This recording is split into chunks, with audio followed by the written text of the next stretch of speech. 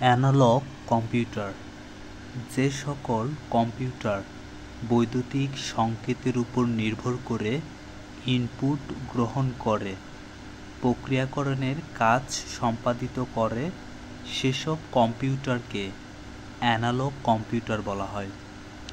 তথ্য প্রক্রিয়াকরণ ও হিসাবের জন্য অ্যানালগ কম্পিউটারে বর্ণ বা অঙ্কের পরিবর্তে ক্রমাগত পরিবর্তনশীল বা অ্যানালগ বৈদ্যুতিক সিগন্যাল ব্যবহার করা হয়। তথ্য প্রক্রিয়াকরণ ও হিসাবের পর প্রাপ্ত ফলাফল সাধারণত মিটার, অসিলোস্কোপ ইত্যাদিতে প্রদর্শিত হয়। মোটরগাড়ির speedometer, slide rule, operational amplifier ইত্যাদি অ্যানালগ কম্পিউটারের উদাহরণ।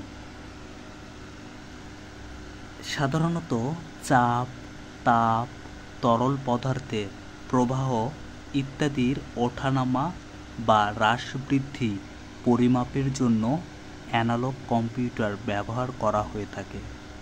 এছাড়া গাড়ি, উড়োজাহাজ, মহাকাশযান ইত্যাদির গতিবেগ, বায়ু, তরল ও কঠিন পদার্থের চাপ এবং কোনো বিশেষ স্থানের বা কক্ষের তাপমাত্রা পরিমাপের জন্য অ্যানালগ কম্পিউটার ব্যবহার করা হয়। অ্যানালগ কম্পিউটারের ফলাফলের সূক্ষ্মতা তুলনামূলকভাবে কম হয়ে থাকে।